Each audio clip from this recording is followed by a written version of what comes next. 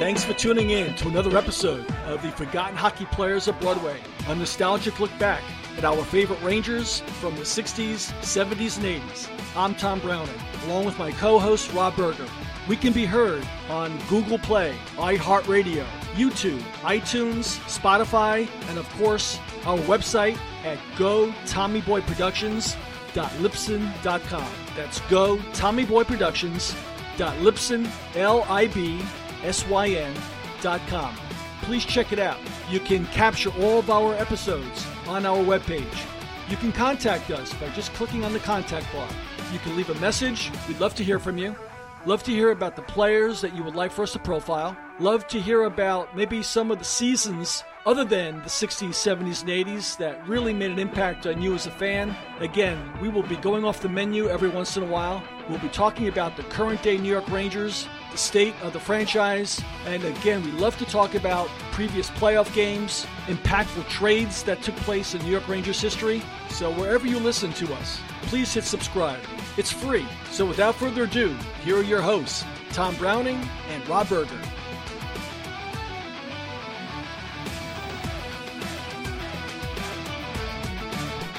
Thanks for tuning in to another episode of the Forgotten Hockey Players of Broadway. I'm Tom Browning, along with my great friend and co-host Rob Berger. Good morning, Rob. How you doing there, bud? I'm doing great, Tom. How are you? I'm doing well. Looks like a beautiful winter's day out there, nice and sunny, and coming off the All-Star weekend and the skills competition, and I guess the Metropolitan Division I, right? In that round robin? Yeah, the skills competition was another example of how great Henrik Lundqvist is, and just dominated that competition. Few guys could get past him. He was hanging out with kids. He's just, he's the best. I know you feel that way. I know you do. And total transparency, I did not see the game. I heard he won the goalie competition, the saves competition. I heard about the story. You mentioned it before the show about his interaction with the kids, which he's known for. He's very community oriented. He's puts on, and I think it's legit. I think it's genuine. He really pays attention to, and it's important to him to really assimilate into the community and represent the Rangers in the best possible light on and off the ice. And he did get just due and his rewards during the All-Star weekend, but so did another New York player. And this is, we haven't talked about much about the rivals, the New York Islanders, but I guess Matthew Barzal has really earned the respect and the appreciation of his peers and fans everywhere. He had a great All-Star game, and he's a special talent that is really driving the New York Islanders to a lot of success this year. Yeah, he is. What a player he's become. We haven't talked about it a lot, but waking up every morning, as we get out of this long All-Star break, the Islanders sitting atop of the Metropolitan Division with 63 points is just remarkable. How well that defense has done this year. Only allowing 122 goals, best in the Eastern Conference after what was last year one of the worst defense and goaltending cores in the entire NHL. Yeah. What do you attribute that to? What's your analysis on that? Is it too easy for me to say Barry Trotz? No, I totally agree. And how about Lou Lamoriello, the boss? Just give, regardless of what happens, Trotz gets the Adams Trophy, right? What he's done with that, how he turns defenses around. He's always been a defensive-minded coach. This team, the defense on this team is just clicking right now. Robin Lehner definitely saved. This is not the goalie the Sabres had last year. I don't think the Sabres are disappointed because Carter hadn't been decent, but how, Lehner was the week before was goalie of the week, won 3 games. Again, it's astounding how well they've been playing. It is. And again, you talk about Lou Lamoriello having the fortitude, really. I mean, Robert Lehner has had some issues off the ice that probably would have scared most teams away from this talent. And he's a special talent. He's always had a tremendous, very talented guy. I mean, that's never been questioned. It's always been his personal troubles that have been an issue, and Lou Lamoriello had the fortitude and the knowledge to say, listen, let's give this guy a shot. And you're right, he has been terrific. Thomas Greiss is still playing well. He was with the club last year. And Barry Trotz, Barry has done that with Nashville. He's done it with the Capitals, and now he's doing the same thing with the Islanders, and I guess they're playing with a lot more discipline and structure. You're right, unless the Islanders fall off a cliff the second half of the year, who's going to, except for maybe Tampa Bay's coach, Johnny Cooper, I mean, who else can really be looked at as coach of the year? Well, Calgary, too, I guess you could throw them in. But I think Barry Trotz is the favorite, right, for coach of the year, without a doubt. Yeah, hands down. I mean, unless although it won't happen, but what's happening in Pittsburgh has also been pretty special. With at the end of October, they were last place in the Eastern Conference, right? And here they are today. They're in the playoffs. That's true. But I think we all were waiting for this to happen, right? The Penguins just are too talented. The coaching is just too good. I think we're always wondering and waiting for the Penguins to put a streak together, and it's happening.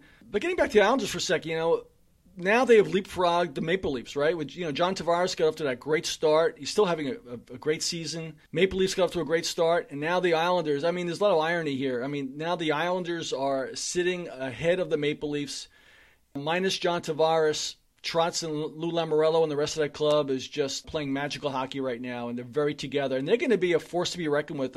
Ranger fans already have this fear of the New York Islanders, and there again, I think they're going to be trouble going for any club that plays them in the playoffs. A funny thing, talking to people, tickets for the Leafs Islanders game over $100 to sit up top. Yeah, I'll see him to sit in the top row, $112 for a Thursday night game against the Maple Leafs. I wasn't thinking that at the beginning of the season. That's for sure. And wait till game time. That could be $200 to $300 by game time. Those are all upper bowl tickets. I mean, tickets, just on StubHub, tickets are $300 to sit, almost $300 to sit on the glass.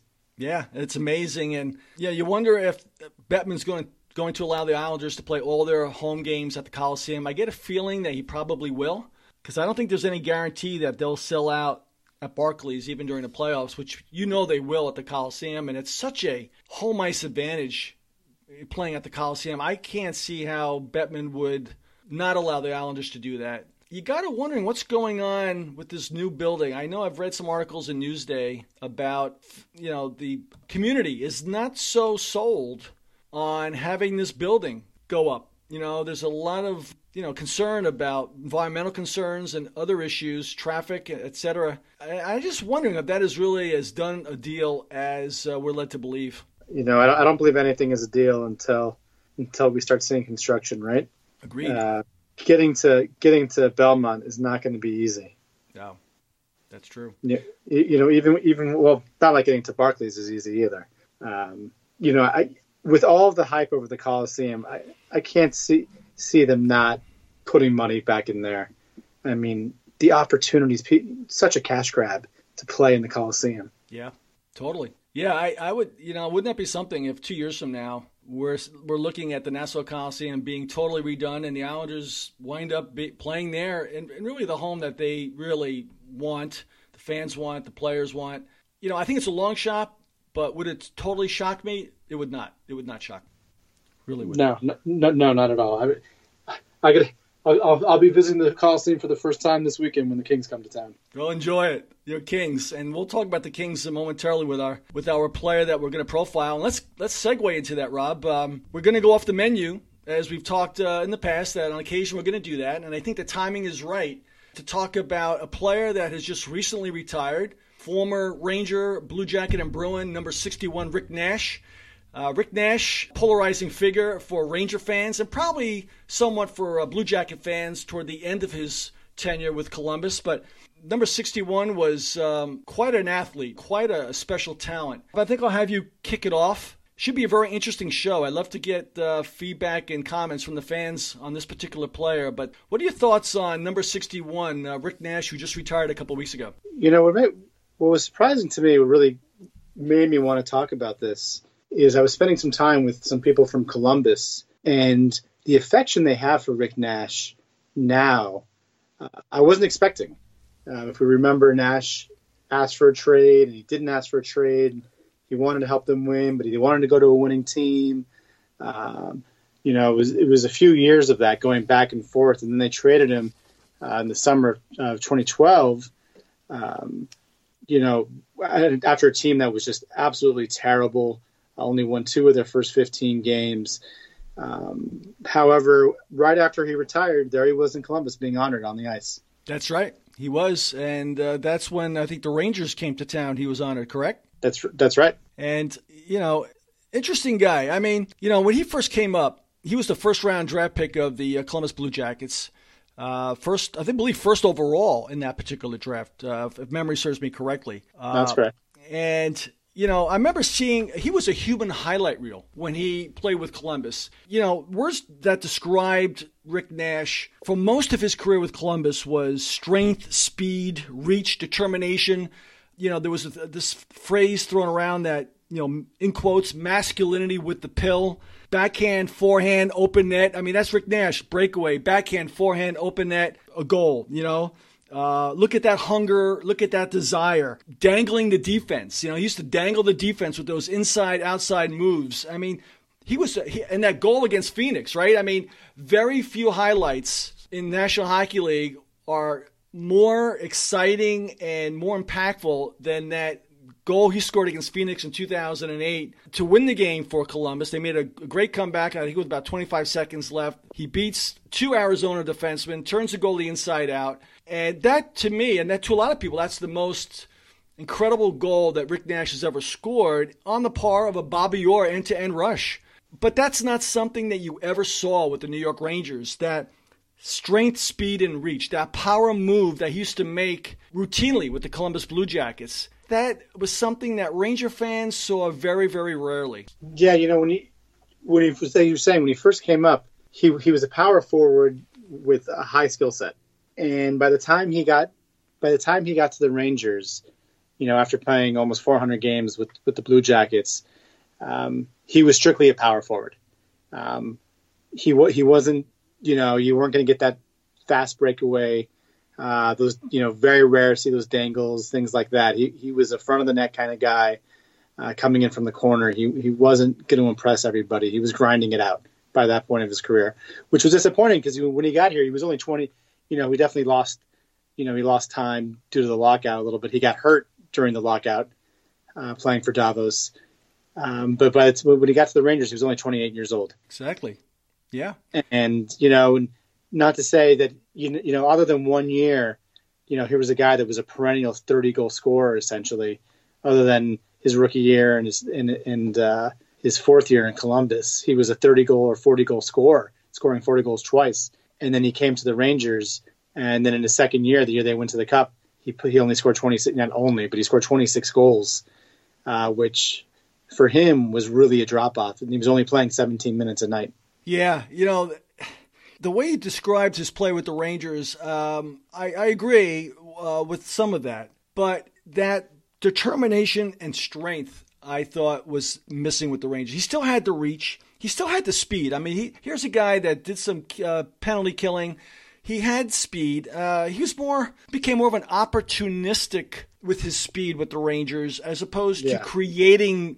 With Columbus, he created just he was more bound and determined. And that was a phrase that we used a lot with the Columbus media. He was more bound and determined. He created, through his strength and his speed and determination, more of that separation from that enabled him to dangle and turn defensemen inside out.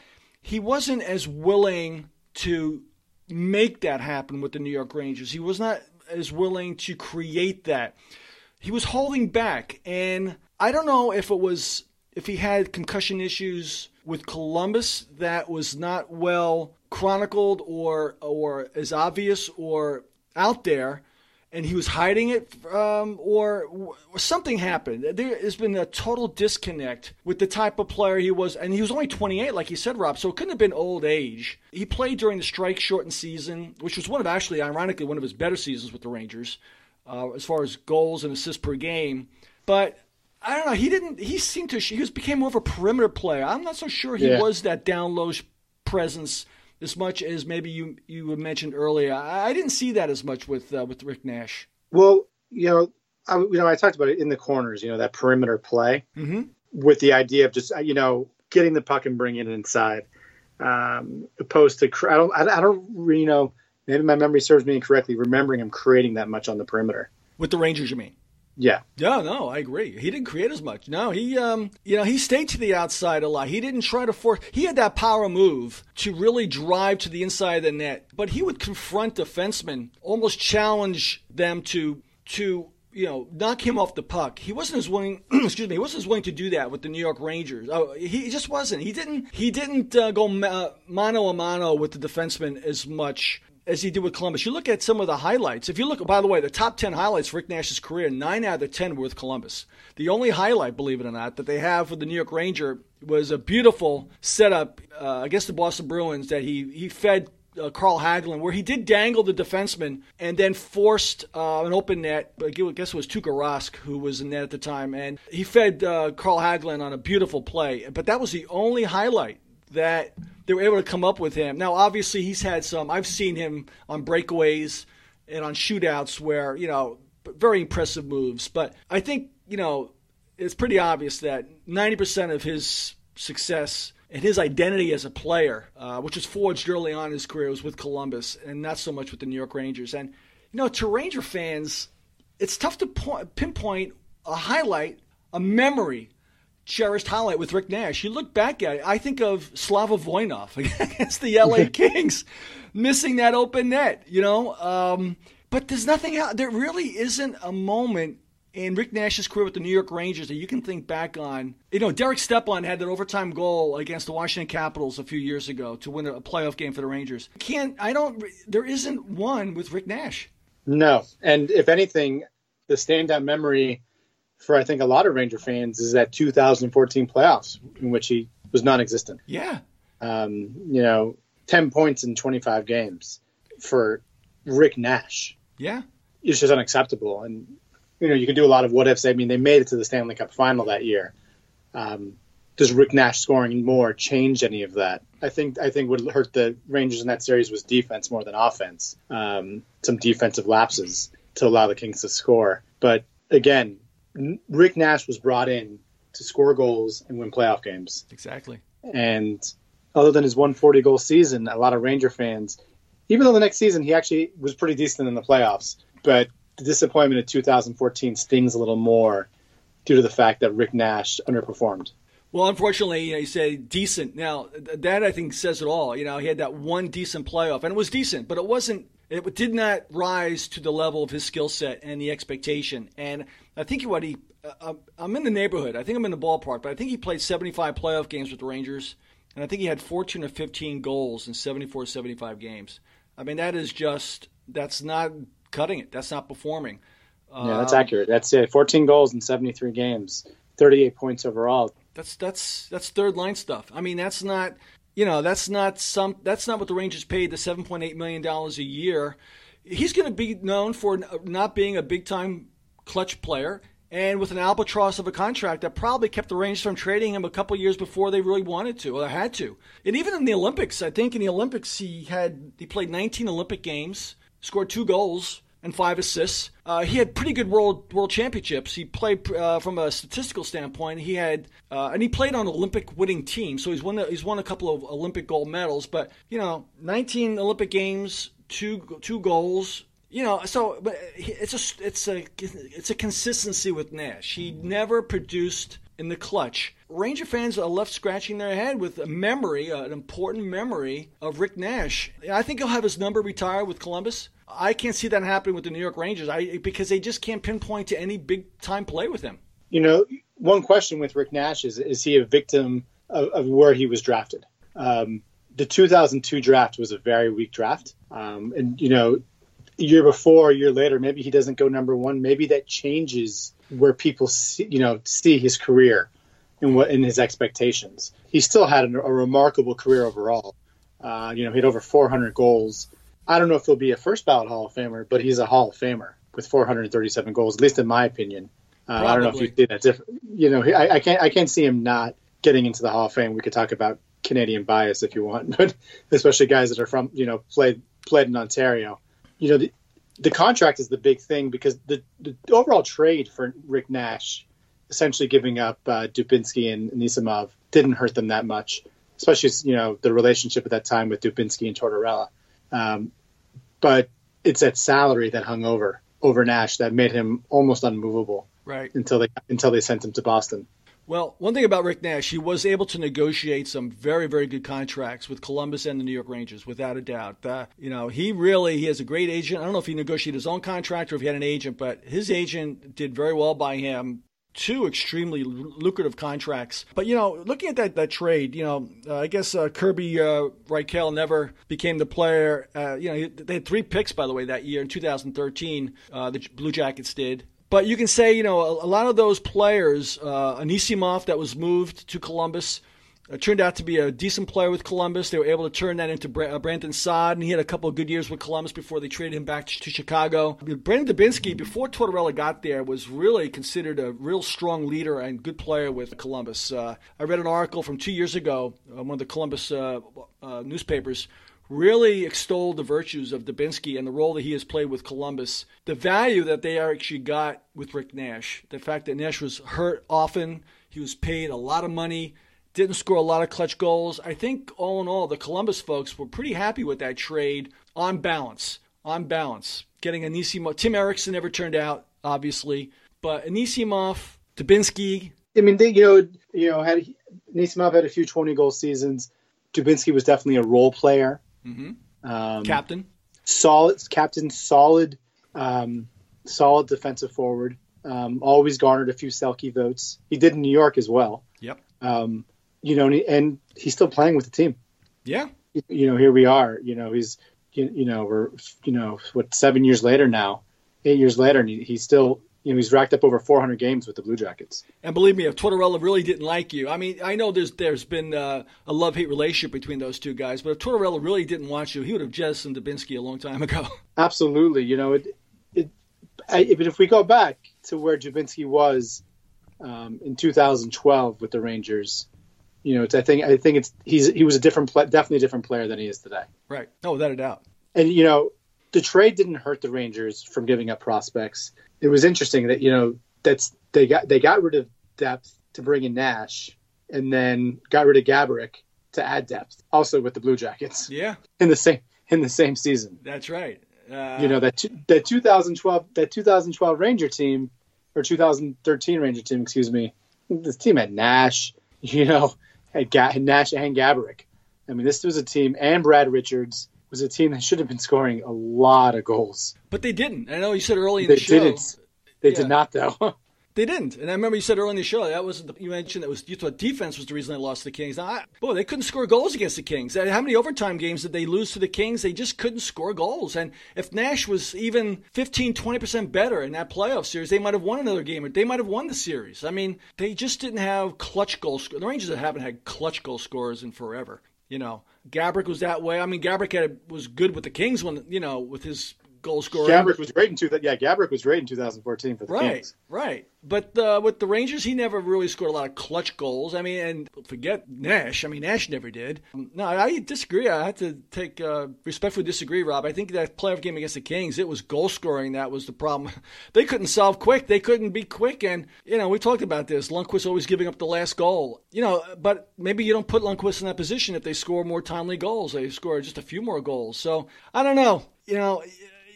I think Ranger fans wanted Nash to succeed so much. We really did.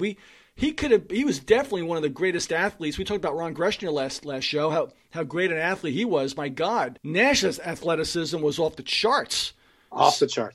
Yes, absolutely. Right? 6'2", 6'3", 6'4", 220 pounds, speed, strength, reach, The only thing that seemed to be lacking was that bound and determined, that masculinity with the pill, as they oftentimes would say with Columbus. He just didn't bring that to the Rangers. And maybe it was because he was hurt. Maybe he had the concussions with Columbus that we just didn't know about. Maybe that changed his game. Or maybe it was the money. Maybe it was he became soft. Maybe he wasn't as hungry with the financial wherewithal that he had at that time. Maybe he was tired. Maybe playing the game at that level for 10 years before he was 28, maybe he was burnt out a little bit. I don't know. The injury questions, is always one I think about with Rick Nash.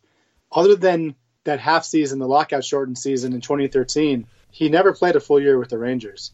Right. He came close in 2015. We only missed a few games, but, he was missing 10 games a season, sometimes 20 games a season every year with New York. And you have to wonder about his health. Was he holding back because he wasn't in a good spot, or was he going all out? And every time he went all out, he was getting hurt. Yeah, that's true. That's the danger of bringing guys in with over 600 games under their belts, 500 games under the belt. Giving them that much money. We commented he was only 28, but he started playing. He played 74 games when he was 18 years old. Great point, Rob. Yeah, you might have just nailed it right there. Maybe he had too many miles on the tires, even at age 28. Maybe all the games he played internationally, and with Columbus as as a captain of the team, a young player stepping in as a first overall pick, coming in and trying to lift an expansion franchise like the Columbus Bluejackets into prominence. And maybe it was just mental wear and tear, physical wear and tear.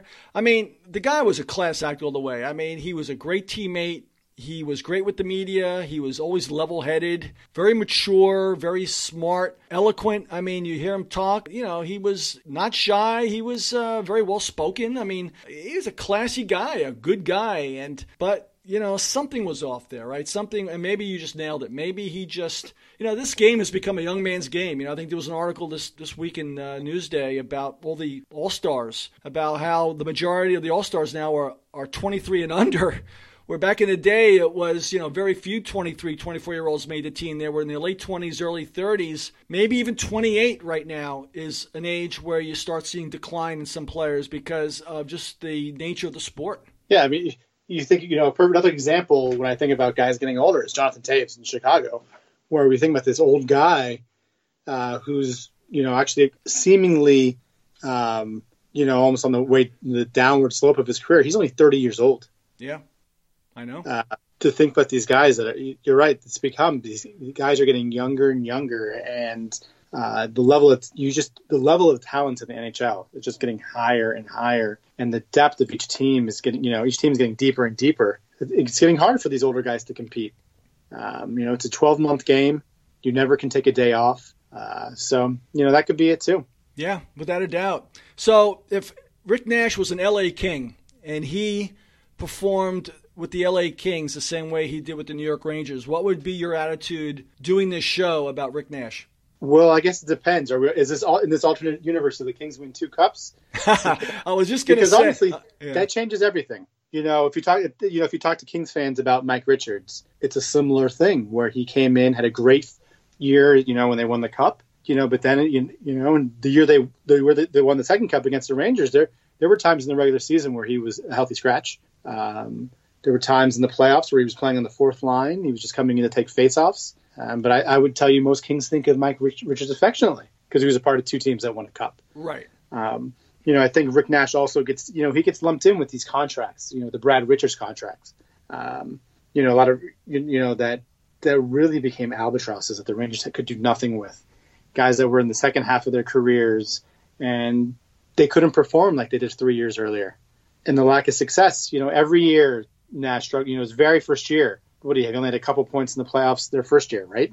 Yeah. So, I think that's what people remember. I think that, certain guys, the guy even like Boland in Chicago gets remembered because of the big goal against Boston. People remember the playoffs. Racking up 40 goals in the regular season is great, but, these teams will, in 20 years will be another forgotten heroes of Broadway. Ranger teams that didn't produce, that played multiple series in the playoffs, but have no banners to show for it. Yeah, a great point. I don't know if, because of what you just said, because of what we said earlier, I don't know if Rick Nash could be a candidate for the Forgotten Hockey Players of Broadway because, at least with the players we have profiled up till now, they had some moments with the Rangers that fans remember fondly. I mean, there were some players, we talked about Vic Hatfield and some of the disappointment with him, but he had some moments, especially earlier in his career, when he came up as a tough guy and defended his teammates, scored 50 goals, first Ranger to score 50 goals. But with Rick Nash, if, Rob Berger and Tom Browning person was to do a show 15, 20 years from now,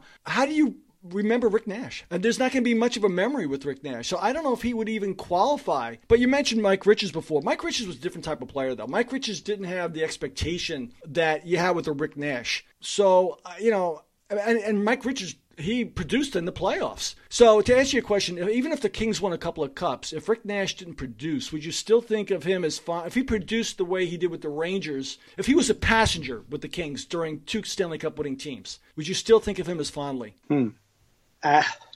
Probably not. Yeah. Yeah. That's right. You know, it's hard to dislike teams that win cups.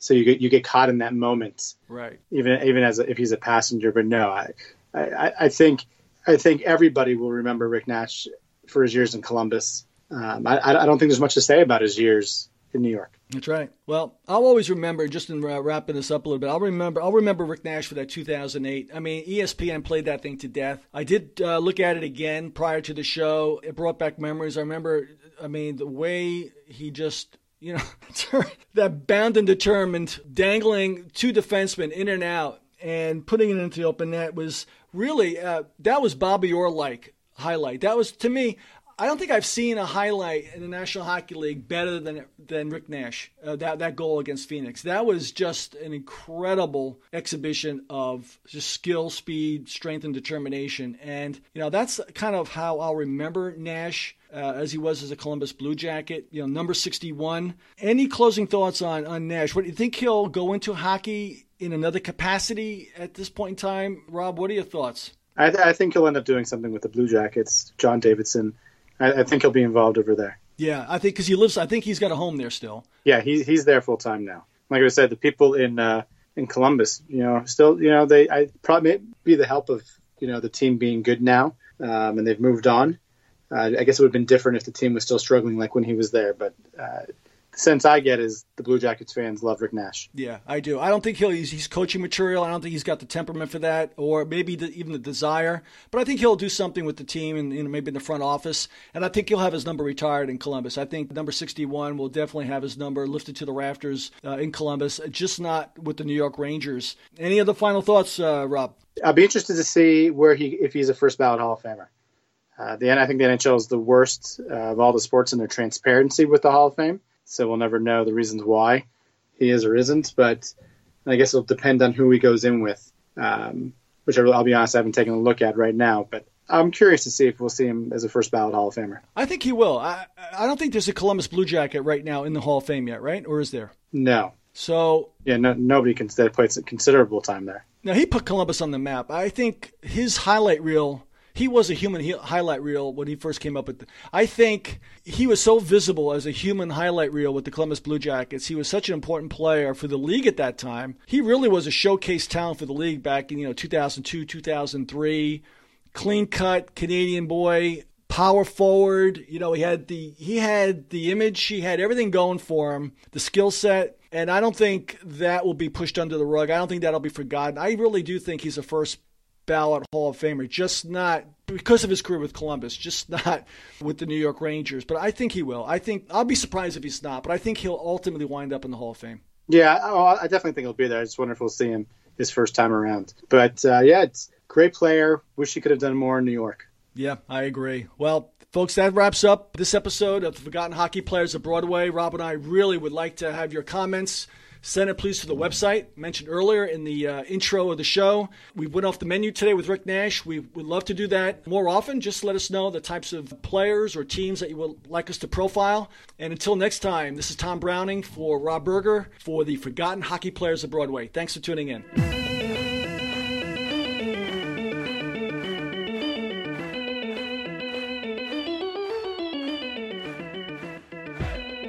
Thank you for listening. This has been a Go Tommy Boy production.